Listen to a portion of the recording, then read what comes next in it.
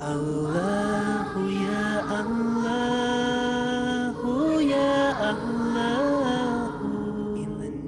We sent messengers as bringers of good tidings and warners, so that mankind will have no argument against Allah after the messengers. And ever is Allah exalted in might and wise.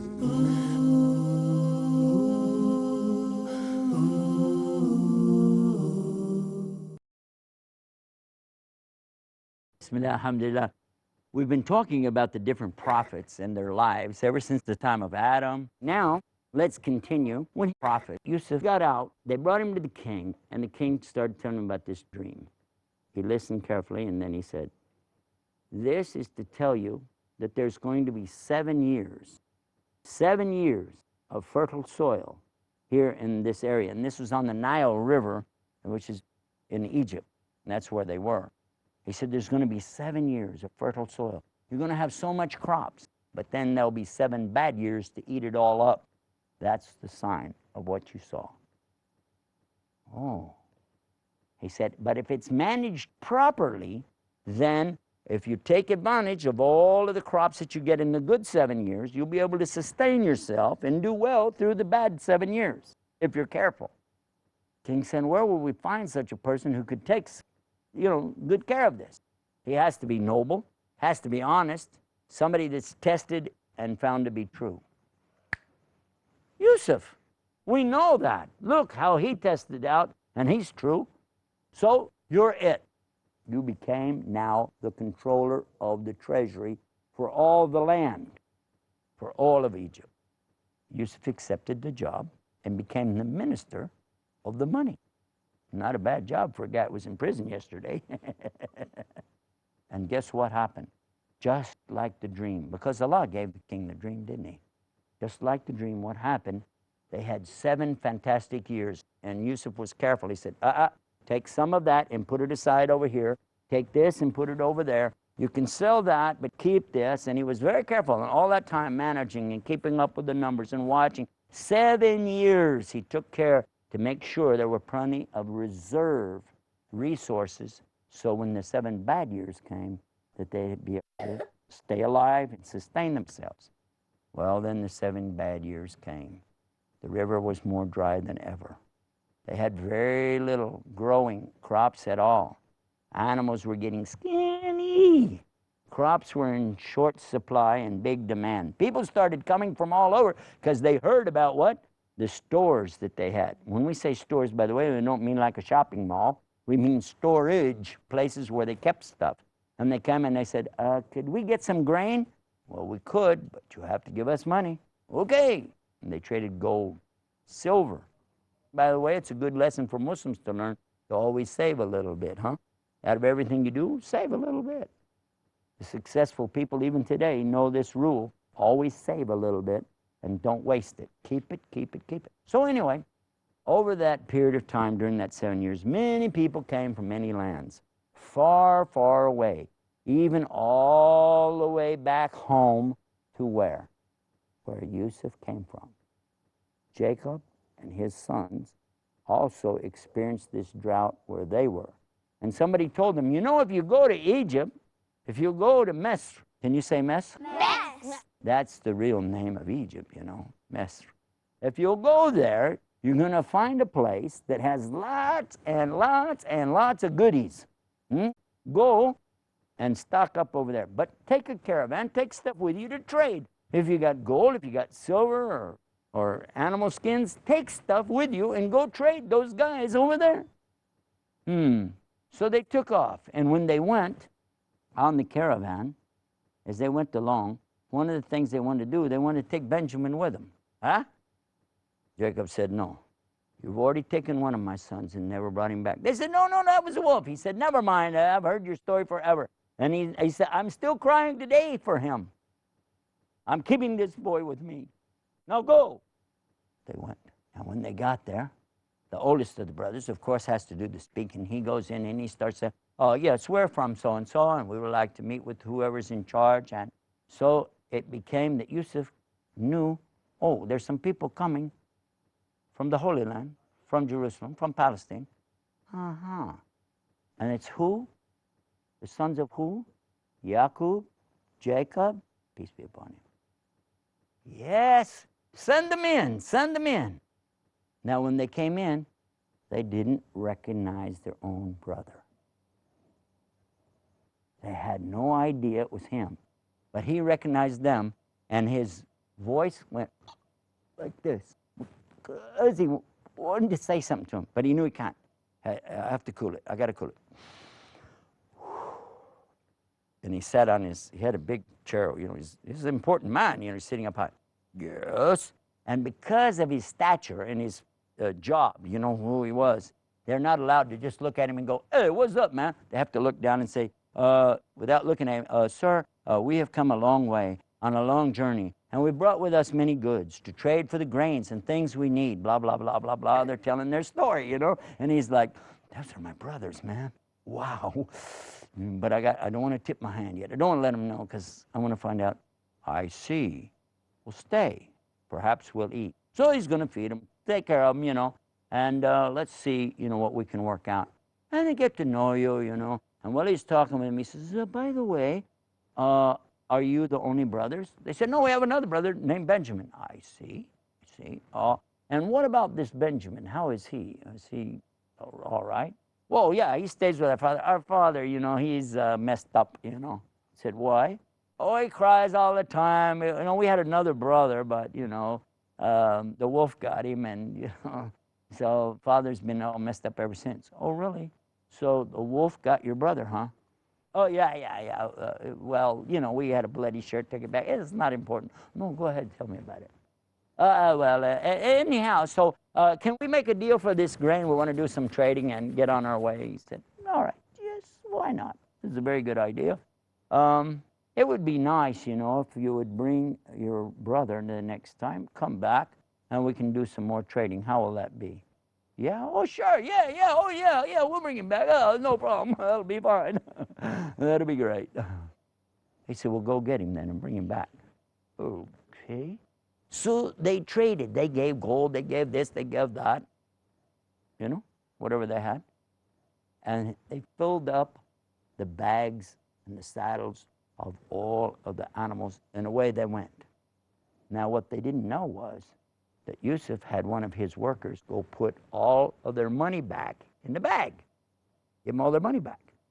So when they got home, they were telling their father, hey, man, there's this real cool dude, he was nice and everything, and he wants us to come back. We're going to trade again, and he wants us to take Benjamin with us. Okay. Father said, no, you're not taking him anywhere. You just leave him alone. He said, no, but we promised. We said, wallahi, we have to do it. He said, I don't care what you said. And they started opening the bags up, and they said, uh-oh, all the money's here. He gave us back all the money. Well, what does this mean? This is something serious. I guess he wants us to come back for sure. Otherwise, why would he give us all the money back? Hope he doesn't think we stole it. Wow. Why do we? So they kept promising their father, well, Lord, we'll protect him. We'll take care of him. Don't worry. Just let us take him. He said, no, I know what's going to happen. He said, trust us. He said, I did before, and I'm still crying today. He said, don't worry about it. So finally they convinced him, and they took Benjamin, and away they went. And when they got there this time, they came in, and again, your lordship, like this way, praying, and he said, okay, sit down, what do you got going on? Let's eat again, blah, blah, blah. And they're all together. And when the men left, they left Benjamin there, and they went to sleep. And then what happened? He told him, do you know who I am? He said, yes, you're an honorable man, a dignified man, a wonderful man. He said, and I'm your brother. He said, and you're my brother. Huh? I'm your brother. I'm your brother, Yusuf. Oh my God! And they started crying, and they were holding each other, and it's like, too much, man. And they're like hugging and everything and jumping up and down, And he said, but be cool, because I don't want them to know. He said, really? Yeah. He says, yeah, they're kind of weird. Yeah, so be cool. He said, okay. He said, we're going to do something to him. Okay, cool. And then the guys come back in and said, okay, guys, well, go ahead and go and have a good life and everything. And so they loaded up their bags again and took everything, and away they went. And just as they got to the gate, it was locked, and they couldn't get out. thief, thief, someone has stolen, someone has stolen. And everything stopped, and everybody was ringing a gong, bang, bang, all this. And they said, somebody has stolen the king's golden cup. And who do you think it might be? Whoa. Now, you know what? This is a pretty good story, isn't it? This means that people will have to come back to find out the rest of this story, won't they? Because we're going to take a break. I like it when people come back, and this is what they call a cliffhanger. It's like, oh, oh, yeah.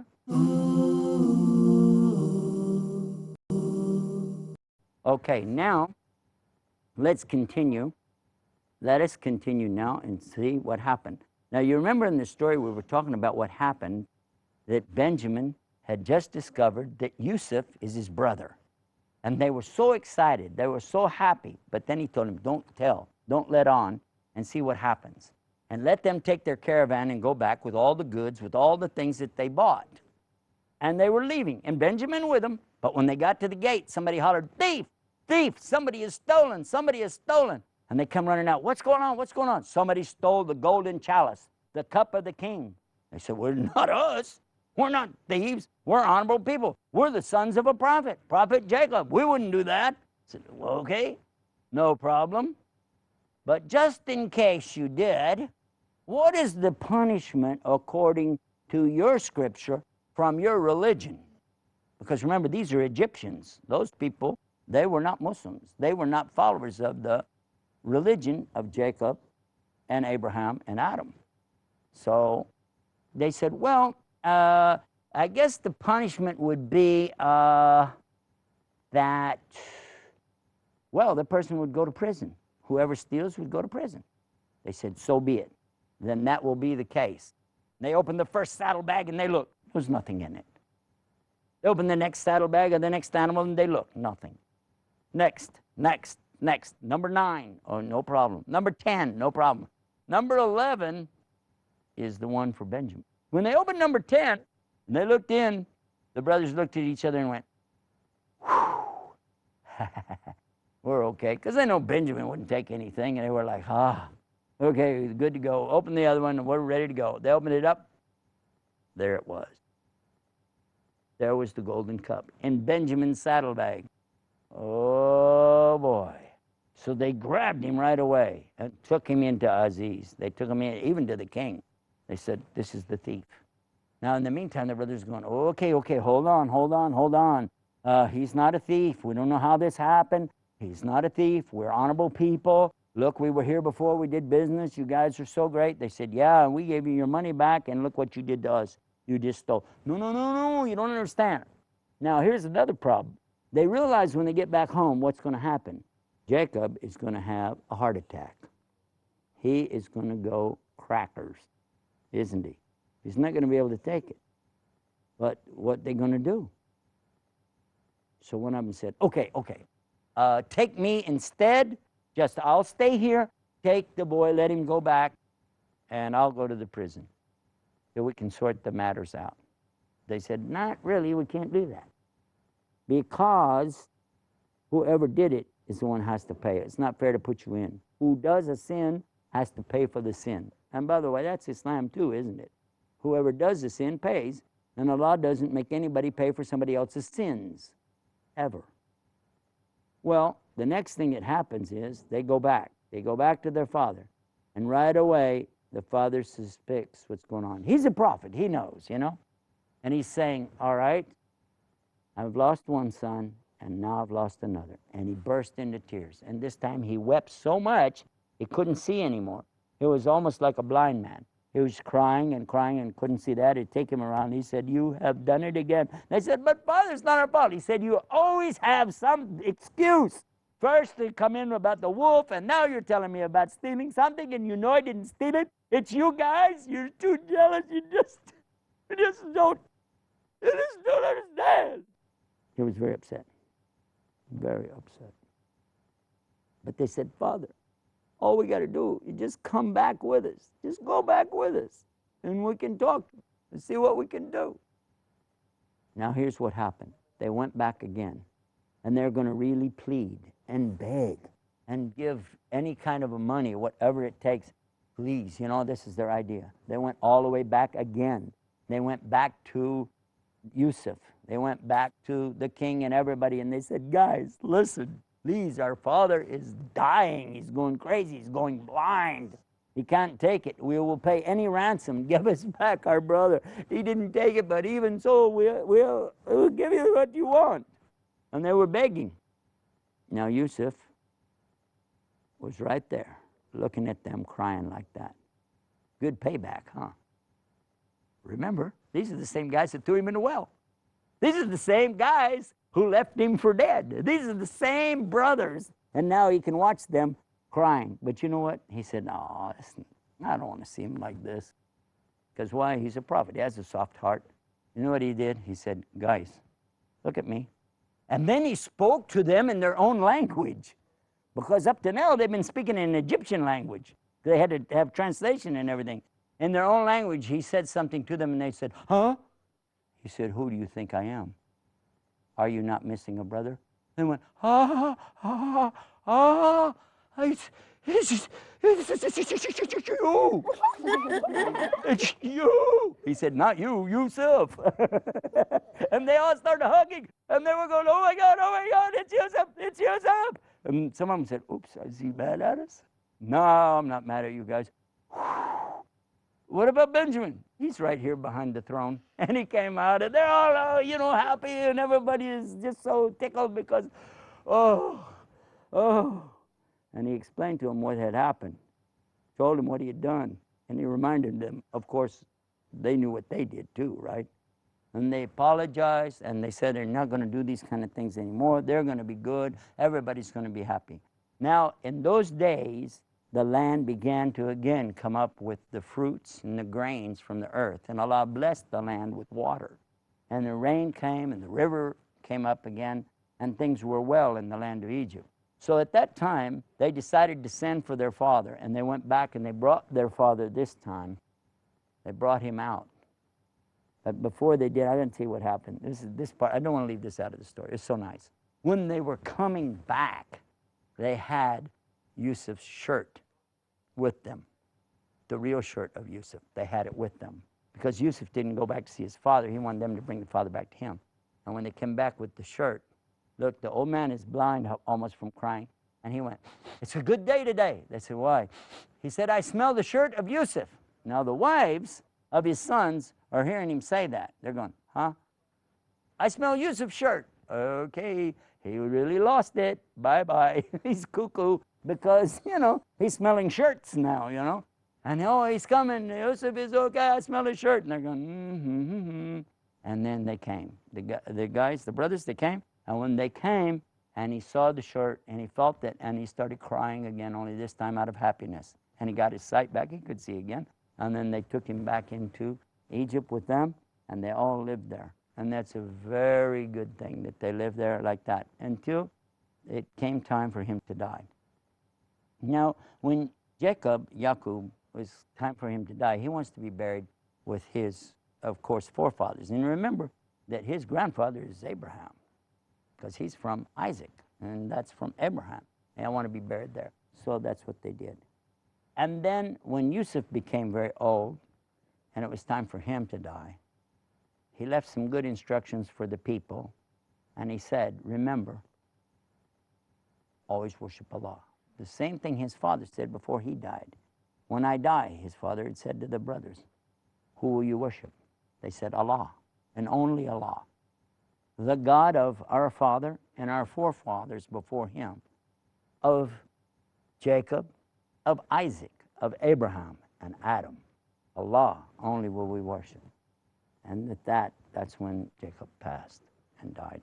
Yusuf too wanted to be buried with his father. So when he died, they embalmed his body and held it there in Egypt for a period of time. Then they shipped it back into the area where he was originally from in Palestine, and that's where he is buried today.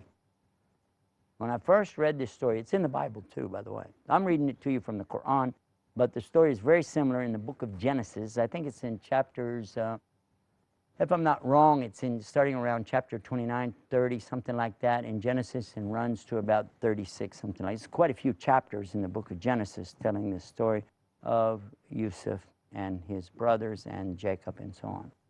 One of the things that the questions that came in my mind that I thought about was that how would it be that anybody could forgive their brothers after what they had done to him?